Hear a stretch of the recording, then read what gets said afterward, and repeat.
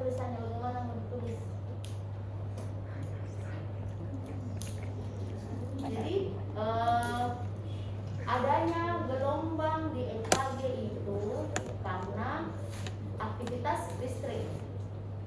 Kenapa dia P, kenapa dia IMS, kenapa dia T, itu aktivitas listrik. Tadi sudah itu kuis. Iya dong. Bagaimana caranya menulis deh kalau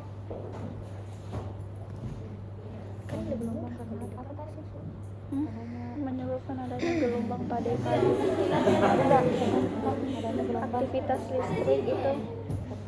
bagaimana menghilangkan itu supaya putih?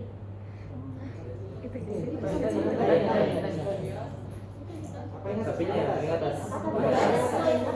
Itu kalau tadi di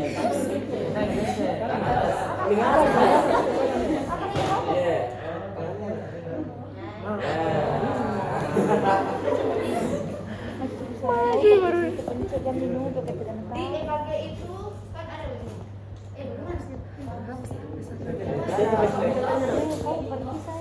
Itu tuh jangan bikin gitu ya. Kaptennya pegang. Sama kalau buru-buru di sana.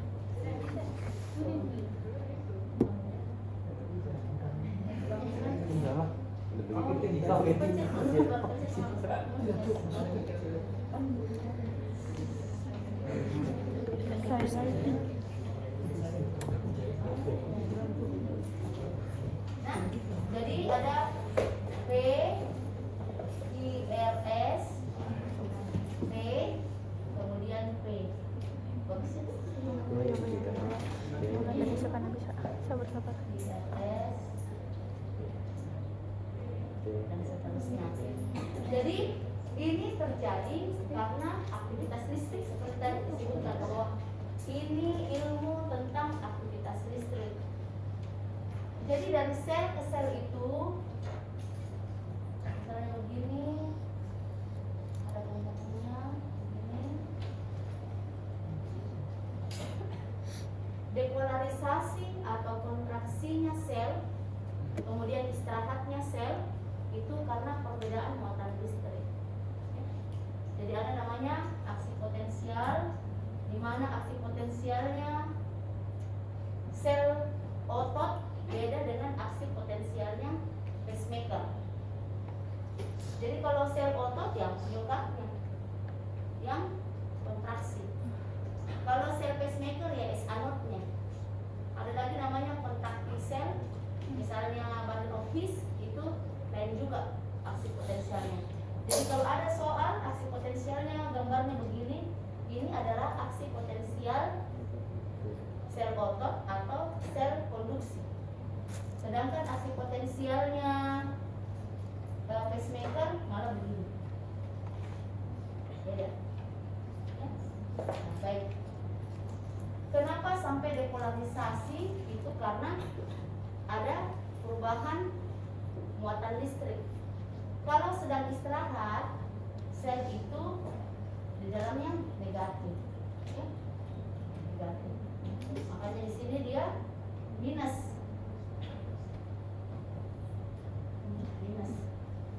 Kemudian pada saat terjadi perubahan muatan, natrium masuk misalnya, sel dia menjadi lebih positif. Sifatnya kanal natrium ini cepat, jadi kayak berzut masuk. Makanya dia langsung dari minus langsung positif, cepat, tidak lama. Kemudian pada saat natrium ini masuk, maka kalium mulai meninggalkan sel, kalium keluar. Maka di dalam ini dia bersifat lebih negatif karena kalium keluar. Dia keluar di sini. Tapi ada kalsium yang ikut juga masuk. Jadi menahan dia. Menahan supaya jangan terlalu negatif.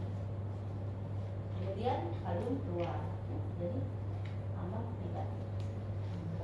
Inilah yang kemudian tergambar dari sini. Di sel nodus, di sel nodus, sel pacemaker juga terjadi seperti itu.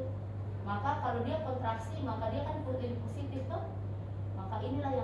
terjadi di sel di nodus sel, dan ini yang menyebabkan depolarisasi atrium. Jadi kalau orang cerita atrium, apa yang terjadi di atrium, ya kan perhatikan daerah sini. Jadi nanti akan familiar dengan kata-kata sinus, atrial, penghubung. Berarti itu kita mainnya di sini. Kalau kita nanti ada istilah ventricle ya mainnya di sini. VNS. Jadi depolarisasi atrium itu digambarkan oleh P, kemudian depolarisasi ventricle digambarkan oleh kompleks VNS. Kenapa tidak ada depolarisasinya atrium? Ada, tapi karena listriknya terlalu kecil maka tidak tergambar di surface EKG. Nah, kemudian setelah depolarisasi tidak mungkin kan kontraksi terus itu ventricle, maka dia istirahat. Maka repolarisasi itu mulai dari sini sampai sini. Itu repolarisasi. Adapun yang kayak fase plateau ini, makanya dia sama, tidak negatif, tidak positif. Dia itu pengantarnya ini. QRS tadi repolarisasi ventricle atau depolarisasi ventricle.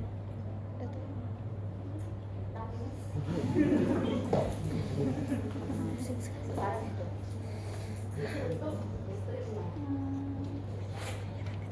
Yang tadi dijelaskan dari minus 90 karena masuk natrium maka langsung zet positif cepat, kemudian kalium keluar sedikit-sedikit tapi baku tahan dengan kalsium, dan kemudian dia turun dan keluar lagi lebih banyak, maka dia menjadi kembali negatif. Nah, kalau kita lihat di sini yang tadi ini namanya sel pacemaker, ini namanya sistem konduksi, dan ini namanya sel otot jantung. Jadi beda gambaran aksi potensialnya. Misalnya sel miokard itu elektrolit yang berperan natrium, kalium, kalsium. Kalau di sini cuma yang berperan natrium dan kalsium, tidak ada kalium di dalam situ. Ya. Nah, coba Anda lihat kalau misalnya ini yang depolarisasi maka akan tergambar dari ini. Kemudian dia dari sini ini gambarnya, ini dia akan terjadi depolarisasi atrium atau aktivasi atrium. Kemudian sampai ke sini ini namanya penghubung atau avenot atau junctional, dia mengalami perlambatan, makanya dia ada seperti ini. Perlambatannya di sini. Akhir P, awal QRS. Jadi tidak mungkin kalau dia tidak ada perlambatan di avenot, maka bersamaan kontraksi antara atrium dengan ventricle, begini jantung kita. Makanya jantung kita itu begini, kan? Karena dia perlu ngisi dulu baru yang meras. Kalau misalnya bersamaan dia tidak sempat mengisi. Kemudian terjadi aktivasi septum, kemudian ke Purkinje. Setelah itu dia repolarisasi baru akan bentuk stem bahkan ini. Nah, ini tadi yang ini elektrokardiogramnya, alatnya elektrokardiogram. Begini hasilnya. Sejauh ini masih bingung? Masih. Jadi ya ini kalau dulu kita bilang ini kayak tulisan Pak. Jadi ini P IRST, P IRST, P IRST. Kemudian ini sama dengan melihat gajah. Juga tidak tahu.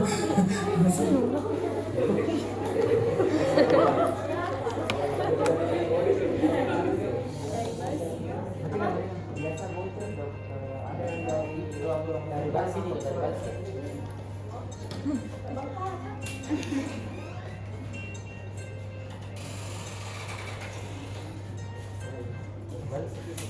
Halo?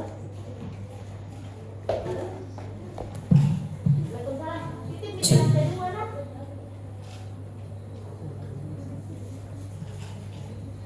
Iya. Titip di lantai 2 ruang dosen. Tanya di situ nak kalau lagi mengajar lah. Oke.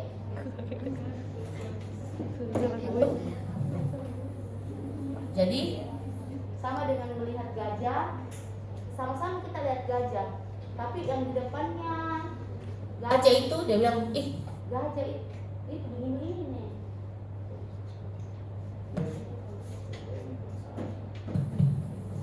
Tes. Jadi yang di depan gajah itu dia bilang gajah itu bulat, kecil matanya, panjang hidungnya. Terus yang di samping begini telinga, tidak, gajah itu enggak. Gajah itu lebar, kayak piring misalnya, karena dia lihat telinganya. Terus yang di belakang itu lihat gajah, enggak, gajah itu panjang. Nah sama dengan EKG, ini sama-sama melihat jantung, tapi karena posisi perekamannya berbeda-beda, maka lain semua gambarnya. Ya, satu. Terus kalau kita melihat di sini ada beberapa morfologi yang sama, misalnya 2, 3 AVF, mirip konfigurasinya. Terdiri dari, kalau lihat kita di sini ada R. Jadi ini dia, ini P, ini kompleks QRS, apapun di dalamnya, entah itu cuman R saja atau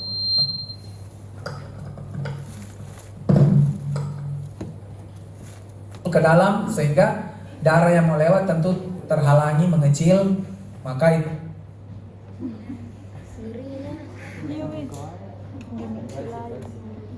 jadi ini P QRST. Di mana QRS-nya dok? Tidak seperti ada yang saya gambar, ada Q, ada R, ada S-nya. Kalau ini enggak, P tetap kita sebut ini kompleks QRS. Jadi harus familiar dengan istilah-istilahnya. Ada P, kemudian ada interval PR. PR itu awal P, awal Q. Interval PR, awal P, awal Q. Nanti ada gambar di belakang. Kemudian kompleks QRS. Ini kompleks QRS. Kompleks QRS ini beda-beda bentuknya. Kalau misalnya kayak ini, semua yang positif pertama itu kita sebut R. Jadi kalau ditanya apa kompleks QRS-nya? 1 R besar. Karena semua R, semua yang positif pertama R. Kemudian semua negatif pertama Q. Coba kita cari Q, ada Q atau tidak? Tidak ada. Kemudian S itu negatif setelah positif. Bingung?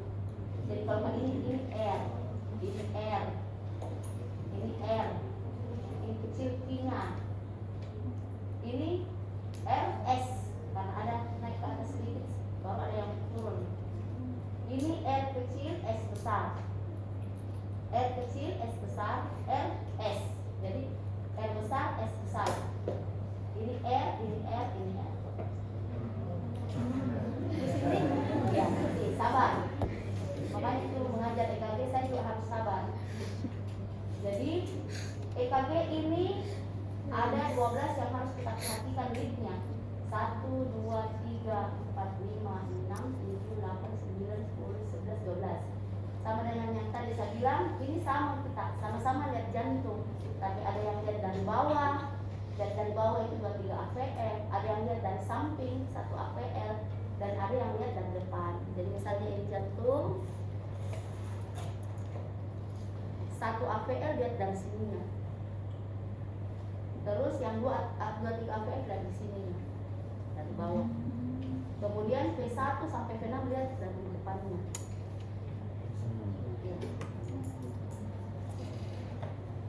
Kemudian yang harus kita perhatikan di sini, P itu harus kecil, harus bentuknya cantik. Jadi P itu gelombang P yang membuat depolarisasi atrium, yang membuat atrium kontraksi, bisa dari SA node, bisa dari SA node, bisa dari atrial. Atrial itu dinding-dinding atriumnya, dan bisa dari AV node, bisa. Kalau misalnya SA node-nya bermasalah, maka atrium akan mengambil alih. Kalau atriumnya bermasalah, maka ventricle supaya jalan ini jantung tak. Kemudian jika ini pun bermasalah, ventrikel yang mengambil alih.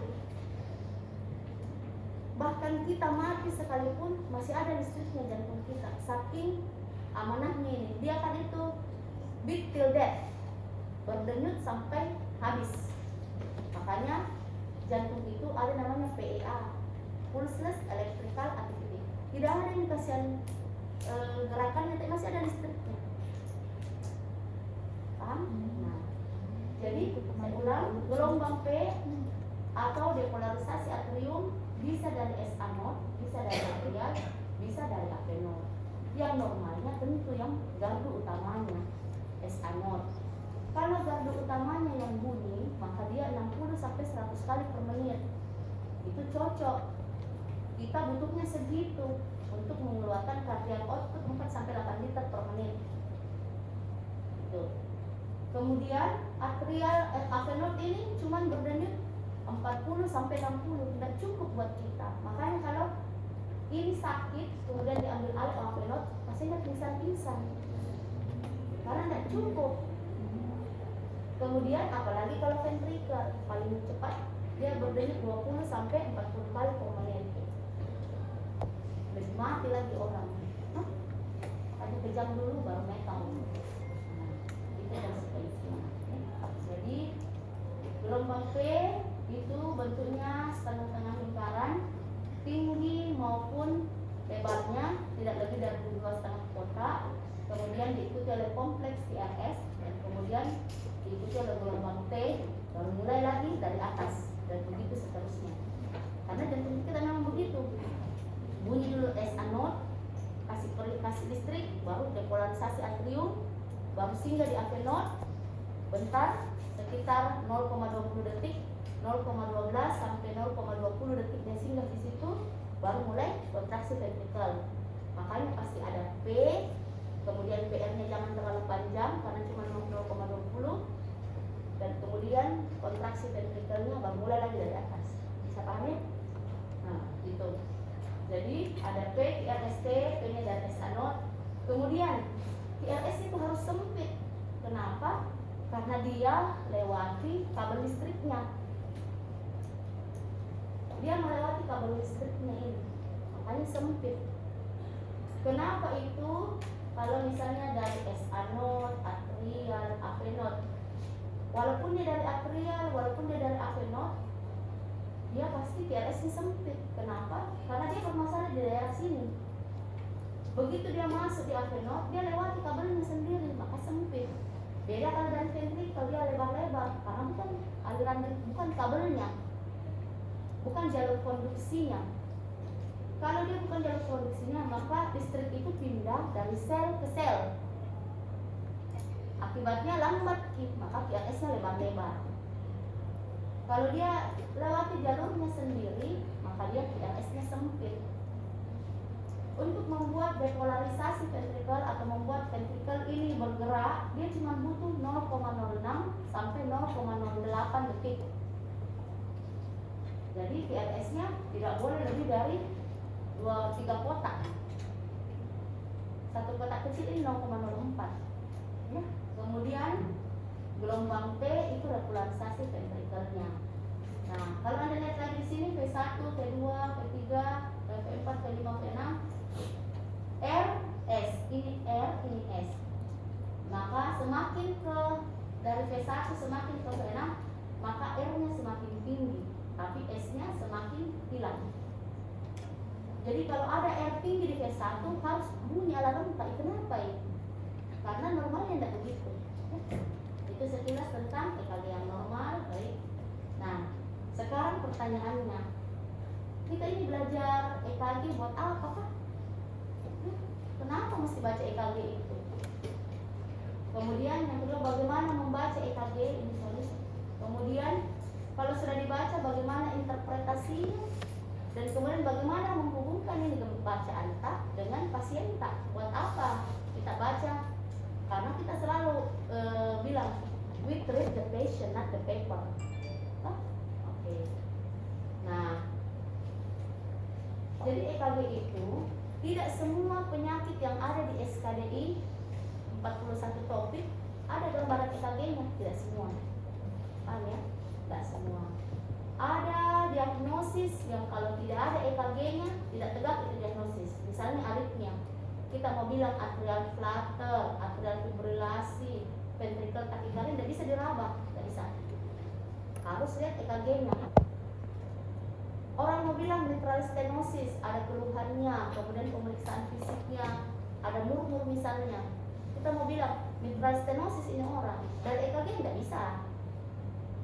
EKG hanya memperlihatkan bahwa besar di jantungnya kemungkinan mitral stenosis. Untuk mengetahui bahwa betul-betul mitral stenosis ini pasien, ya eko USG jantung. Jadi diagnosis jantung itu tidak semuanya butuh 3 pemeriksaan, anamnesis, pempis, dan peninjam semua. Contoh, kalau orang mau bilang angina pectoris hanya dengan wawancara, misalnya saya nyeri dada, terutama saat aktivitas, menjalar ke lengan, reda dengan istirahat, selesai, angina pectoris stabil. Pemeriksaan fisik itu bisa ada kelainan, bisa tidak ada. Tapi kalaupun ada kelainannya, bukan terkait dengan PJK-nya, mungkin terkait penyakit lainnya. Misalnya dia hipertensi, oh besar tongi jantungnya. Kemudian apapun gambar EKG-nya tetap angina pectoris stabil. Paham ya? Nah, yang kedua, orang mau bilang STEMI, ST elevasi infak miokard akut. Paham? Kita tidak bisa bilang dia STEMI kalau tidak ada EKG-nya. Karena yang kita lihat itu ST elevasinya mana ada? Raba-raba ST elevasi tidak kan? Pegang jidatnya, oh ST elevasi itu.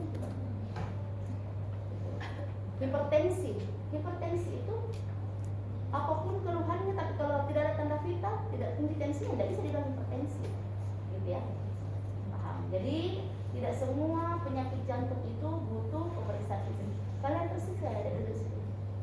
Saya takut kalau kau di sana pasti tidak mengerti. Masalahnya ini level 4. Dokter harus bisa baca. Tidak bisa ada EKG kesini dokter semua deh, dokter nggak baca, tidak bisa. Dan masalahnya EKG ini mematikan. ST elevasi dan kemudian tidak bisa baca, mati pasiennya. QT tidak bisa baca, mati pasiennya. Ada di depan PE apa tidak RJP, mati pasiennya. Gitu ya. Oke. Jadi EKG ini dia tidak mengukur fungsi mekaniknya. Artinya kayak SD, KA, dia tidak ukur. Yang kedua, tidak secara langsung menyatakan bahwa ini katut, ini kongenital, tidak secara langsung. Kita cuma memprediksi. Misalnya mitral stenosis, ada penyempitan katut mitral, kemungkinan besar di atrium kirinya. Itu yang bisa kita lihat dari EKG. Kami kemudian hanya merekam aliran-aliran yang ditransmisikan di mana elektrodanya ditempatkan. Jadi di mana elektroda ditempatkan, di situ yang direkam. Posteriornya tidak bisa direkam, orang ada elektroda di belakang. Kan? Kemudian ini berdasarkan penjumlahan vektor, dan ingat ini pemeriksaan penunjang, tetap klinis. Nah, apa yang bisa kita lihat betul dari EKG? Pembesaran ruang jantung. Jadi abnormalitas atrium kiri, abnormalitas atrium kanan, hipertrofi ventrikel kiri, hipertrofi ventrikel kanan, itu bisa dilihat dari EKG. Tapi beda istilahnya. Kalau misalnya hipertrofi ventrikel kiri, bahasa kita besar di jantungnya, itu bahasanya EKG hipertrofi ventrikel kiri. Bahasanya foto kardiomegali. Jangan dibalik. Jangan saya kasih ke foto, baru kita bilang begini hasil foto ini ronsen. Ini hipertrofi ventrikel kiri, salah. Padahal sama-sama juga besar jantungnya. Atau saya kasih ke gambar EKG, tolong baca ini deh, kardiomegali ini dok. Oh salah, nggak ada kardiomegali di depan. Ya? Harus bedakan. Kemudian penyakit jantung koroner, entah itu iskemi itu setengah mati setengah hidup, atau infak miokard akut,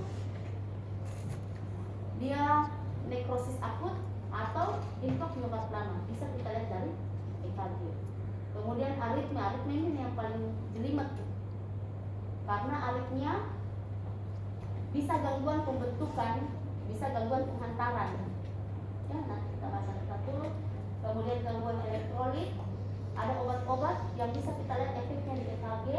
Kalau yang elektrolit, tidak semua elektrolit ada di EKG. Misalnya ada dulu residen bedah plastik minta sama saya waktu saya PPDS, EKG kan dulu mulai mau lihat hiponatremia atau tidak, ya nggak bisa. Elektrolit yang bisa dilihat cuma kalium dan kalsium. Natrium mah nggak ada di EKG. Ya, perikarditis dan penilaian pacu jantung. Sejauh ini ada pertanyaan? Baik. Fokus deh, yang sebelah sini mulai ada fokus. Nah, ini EKG. Ini kertasnya yang satu kotak kecil ini isinya 0,04. Satu kotak kecil 0,04. Kalau dia 5, 1, 2, 3, 4, 5 begini, ya, ini kan diperbesar. Itu disebut kotak sedang. Dan kemudian yang kayak satu begini nih, itu kotak besar. Nah, kita lihat P itu tingginya tidak boleh lebih dari 2,5 kotak, tidak boleh lebarnya 2,5 kotak. Jadi kalau ini contohnya 2 kotak tinggi, 2 kotak lebar, berarti dari sinus. Kemudian istilahnya lagi awal P, awal Q itu PR interval. Normalnya 3 sampai 5 kotak. Berarti 0,12 sampai 0,20. Hanya di situ dia boleh singgah.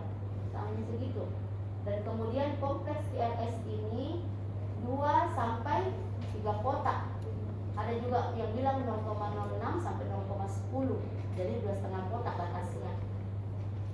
Kemudian ini gelombang T, di mana R positif maka T juga harus positif. Jika R-nya positif dan kemudian P-nya negatif terbalik, itu yang kita sebut T inversi. Kemudian ini ada gelombang U. Nah, ini yang saya bilang Q adalah negatif pertama. Jadi bahasanya defleksi negatif pertama itu Q. R adalah positif pertama. S adalah negatif setelah positif. Negatif setelah positif. Jadi dia harus di belakangnya R. Karena banyak morfologinya deh. Nah, kemudian kita komponennya kertasnya. Nah, untuk membaca EKG ini ada aturan istilahnya harus kita baca betul-betul, kita ketui mulai dari irama sampai gelombang U. Kita harus menentukan apakah iramanya sinus atau normal atau asinus atau tidak normal. Seperti tadi yang saya sebutkan,